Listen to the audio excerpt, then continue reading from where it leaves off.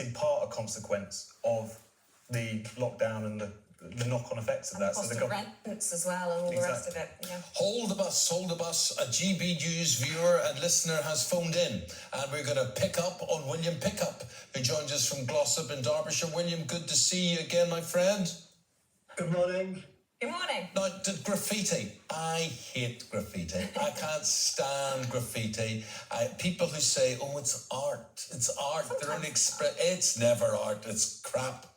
Right, so basically, where do you stand on graffiti? Isabel is obviously happy to have it over her street. No. Not anywhere near me as far as I'm concerned. Right, what do you think about this idea of you give them a scrubbing brush and a bucket of water and they're expected to clear it up within 48 hours? Well, yes, it sounds impressive, doesn't it? I think that, lives are definitely blighted in some areas, horribly. I think that's entirely right. I think they've nailed that. But I've watched a lot of your show this morning, Eammon and Isabel, and I agree with much of what's been said. My view is, I really think this is presentation over substance. Much of what has been talked about as community action is actually in place already.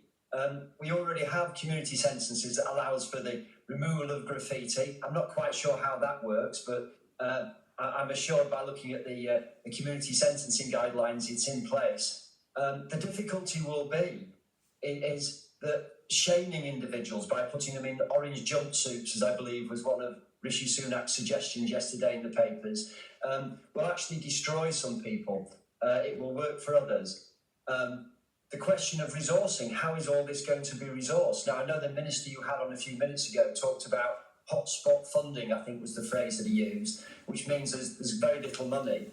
The police are overstretched. We know they don't come to burglaries, which is much more important to people than graffiti, I would suggest. They don't attend those. And the people who are going to have to deliver this with the prisoners, the convictions, are the probation service. And the probation service are failing enormously. It's well documented. They've got 500 vacancies, for example, in London. So I think I would call this a rebrand.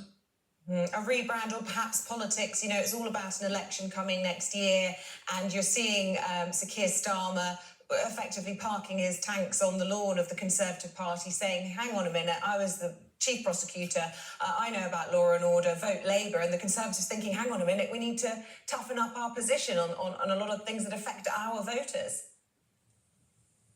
I think that absolutely nails it, Isabel. It's really more words, and if you look behind it, virtually all of this is already in place. What's worrying is because we know the courts are full, people who have been sentenced to court haven't been able to go. They've had to be released by the courts. This was reported last week. So what they're doing, I think they're warming us up to the idea that community sentencing, which is already in place, is actually a really tough alternative, and they're going to do lots more of this action because they know the prisons are full and won't be able to send people there. I don't know if you've seen the reports this morning about strip searches on children. 3,000 kids between 2018 and mid-2020 have been searched, more than half without an appropriate adult present. What's your view on that this morning?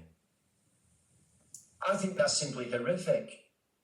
I agree with everything you said before, Isabel. It's just unacceptable. I suppose the defence is that if these kids are up to no good, and some people saying carrying drugs, then you have to search them. But when the Children's Commissioner comes out and says this is keeping her awake at night, and this provision should only be used in life or death situations, you've got to sit up and take notice of that, haven't you?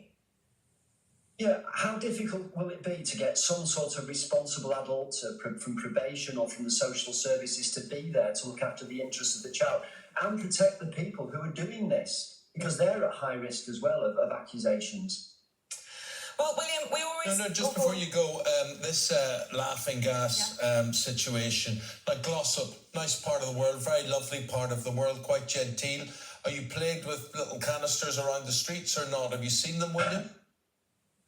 I have seen them, but I don't think we're plagued by it. I've seen them occasionally in dark corners and under sort of bridges and things like that. But no, we're not plagued by it. But I know some areas really are. But I've never witnessed anybody who looked like they'd been on laughing gas.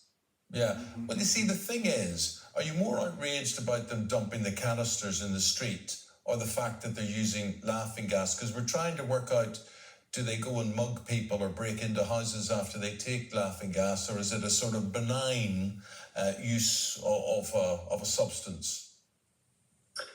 I've no real knowledge on whether it's a sort of a gateway into more criminality or even worse drug use. But really, if it was my children, I would be worried. I don't have children, but if I did have them, I would be really worried if they started using this. So the banning of it is probably a good idea.